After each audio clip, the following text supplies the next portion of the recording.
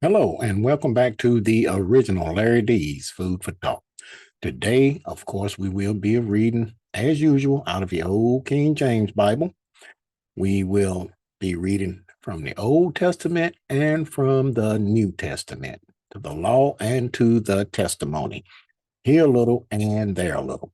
Also, we'll be going over a few scriptures today concerning the title Death, a Temporary Sleep, and then the Awakening. Death, a temporary sleep, and then the awakening. Okay, I'm going to share these scriptures with you right quick here. You can jot them down or take a screenshot if you like. But yeah, people, I hear people say all the time, they say, well, LD, if I die, well, that's the end of it. It's all over with. And some will say, well, if I die and go to hell, I just burn up and that's the end of it. No, can't agree with that. That's not what the Bible say. Okay. They're not going to happen that way. But I'm gonna tell you something, man. Uh, when you die, you got people want to commit suicide, thinking they're getting away from something. No, just like laying down at night. You lay down, say for 9 o'clock, then you back up at 5, 6 o'clock in the morning. So, man, all that time passed, all the hours went by. It just seemed like it was just a minute ago. Same thing when you die. You try and kill yourself. Hey, try and get away from something. You ain't getting away from nothing. Just like Adam when he died. Lord, wake him back up. Hey, be just like he went to sleep yesterday. That's the way it is. All right. But we're going to take a look at it because this death thing is just a temporary sleep. You ain't going to sleep forever. Lord going to wake you up, be it good, if you've been good or if you've been bad. He going to wake you up. Okay. But anyway, I'm going to stop sharing these. And we are going to go over these scriptures, see can we get a little bit of understanding on this death thing, okay? But we are going to we're gonna start this in Job, the 14th chapter, and I'm gonna start reading at verse 1. And it reads, Man that is born of a woman is of few days and full of trouble. He cometh forth like a flower and is cut down. He fleeth also as a shadow and continueth not. Okay. Verse 5.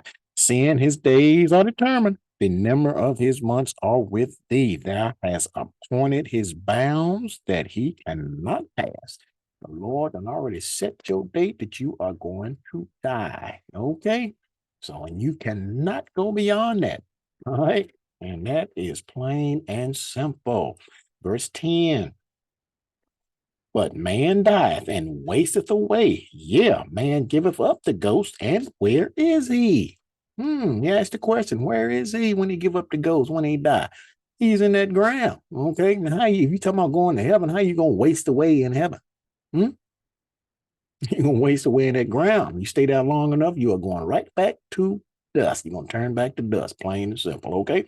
Verse 11. As the waters fell from the sea, and the flood decayeth and drieth up, so man lieth down and riseth not till the heavens be no more. Then shall they shall not awake nor be raised out of their sleep. You ain't going nowhere.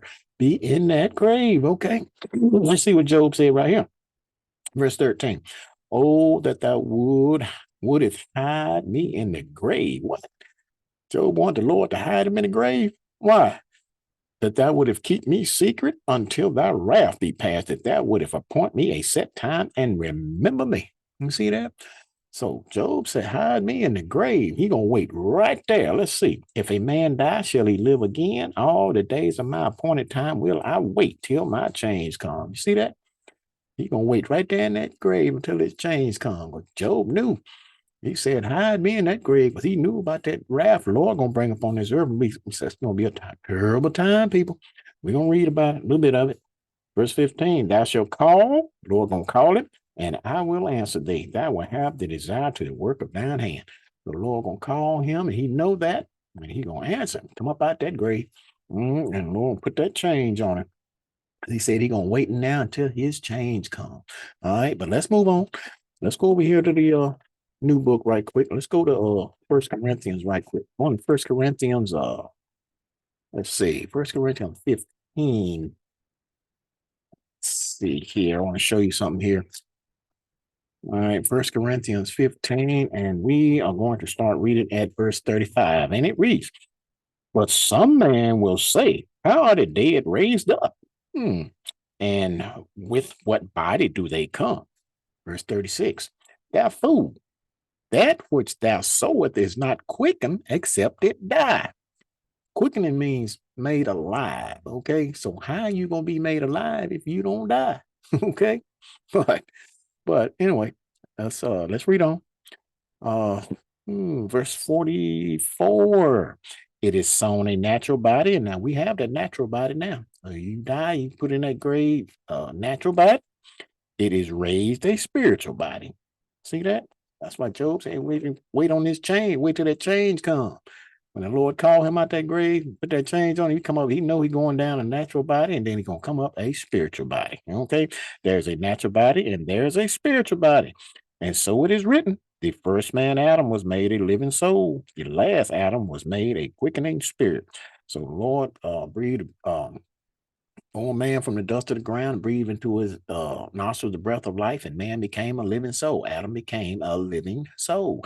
And the second Adam, Jesus, when Jesus died and the Father raised him up, hey, he came up a quickening spirit, a made alive. But he's not flesh and blood anymore. He was then a spirit being. Okay.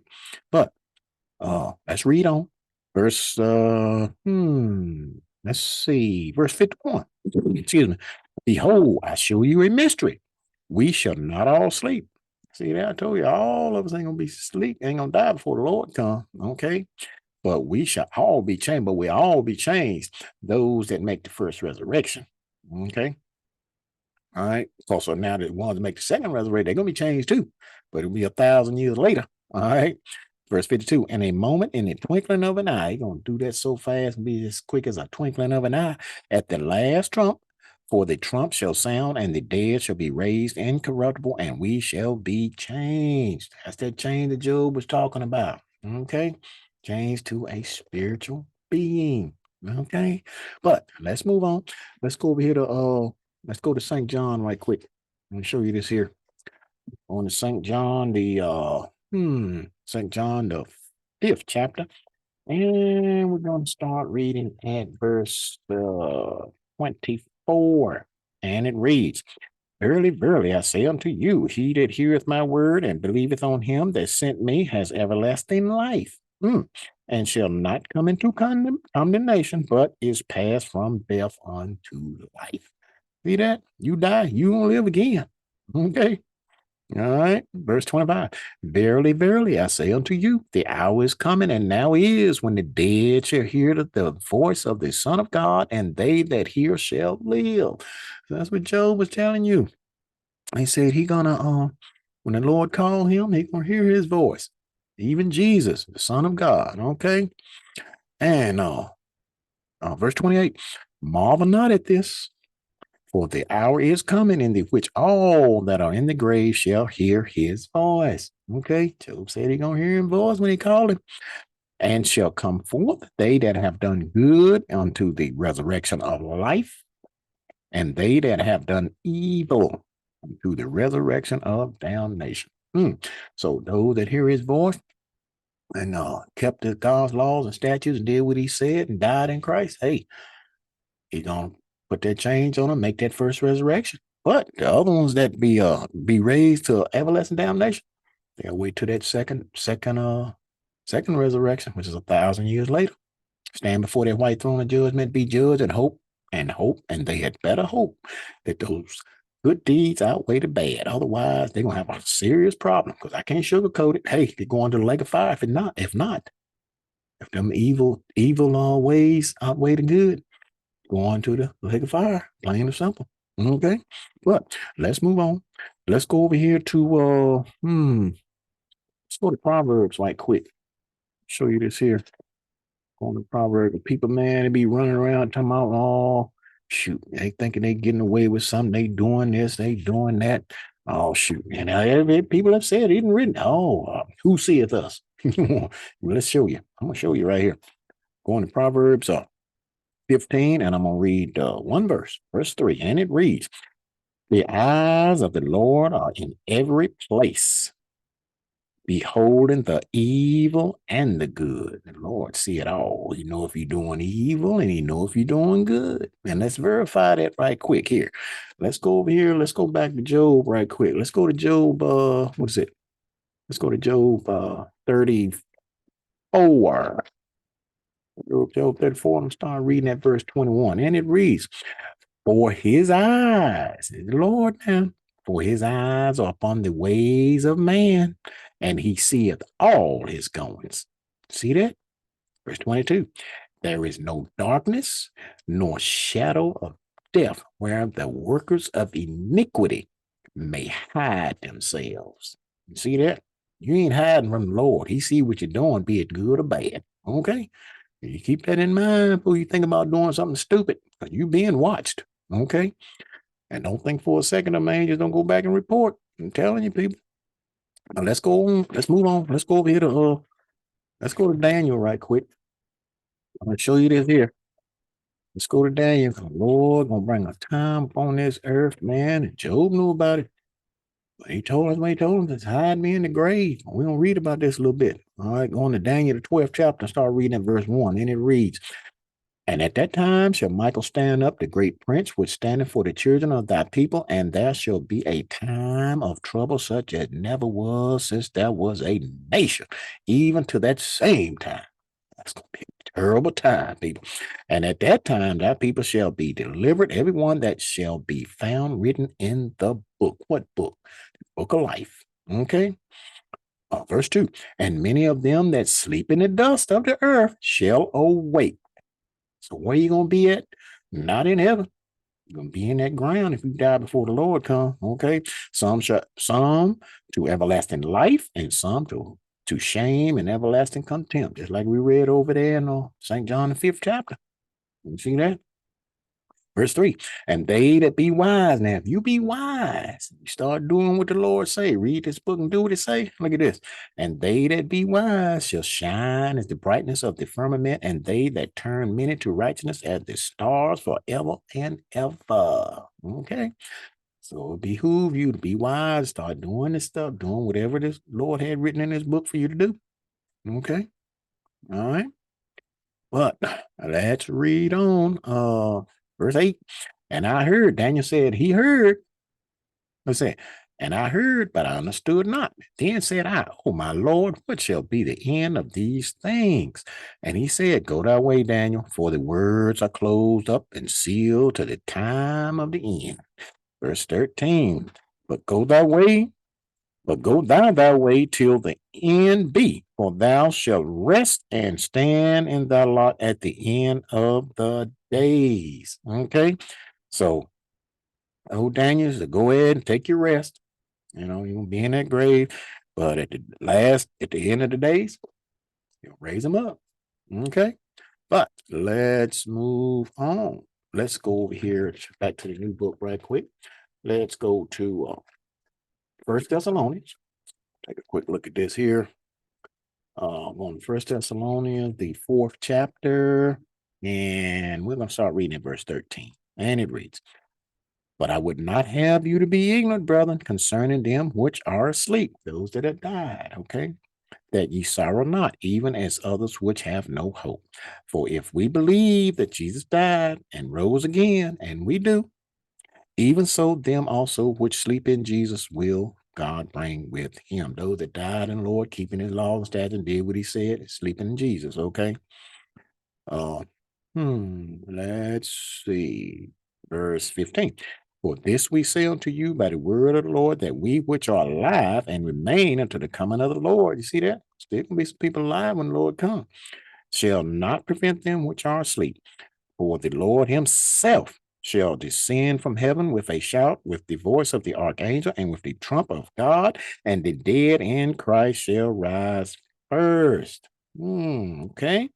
"Then we which are alive and remain shall be caught up together with them in the clouds to meet the Lord in the air, and so shall we ever be with the Lord." A lot of people like to take that right there and say, "Hey, see that LD, the Lord gonna take us to heaven." He didn't say that. He didn't say he's gonna take you to heaven. And you're going to meet him in the air, in the clouds. That's not that far up, is it? Let's see where the Lord going to take you. You want to forever be with him? Let's see where you're going. Let's go over here right quick. Let's go to Zechariah right quick. We'll take a quick look at it. We're going to Zechariah, the 14th chapter, and we'll take a quick look at that thing. All right.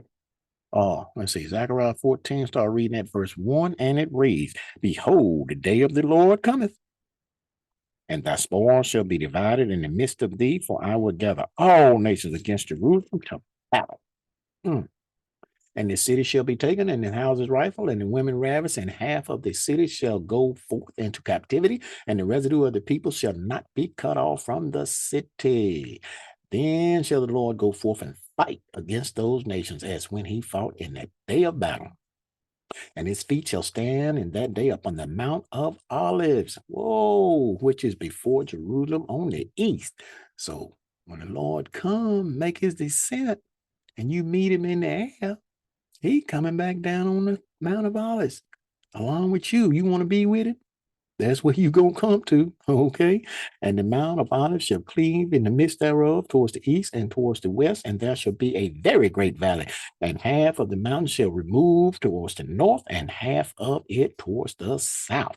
And ye shall flee to the valley of the mountain, for the valley of the mountain shall reach unto Azel. Yeah, ye shall flee like as ye fled before the earthquake in the days of Uzziah, king of Judah. And the Lord my God shall come, and all the saints with thee. So you're going to come right back down in with the Lord. Plain and simple. Okay. You ain't going to make it happen. You think you're going to try. Meet him in the air, but that's as far up as you going. Okay. Keep that in mind. All right. But let's move on right quick here. Let's go back over here to St. John. St. John right quick. Going to St. John, the 6th chapter. Take a quick look at this here. St. John, the 6th chapter. And I'm start reading at verse 37, and it reads, All that the Father giveth me shall come to me, and him that cometh to me I will in no wise cast out.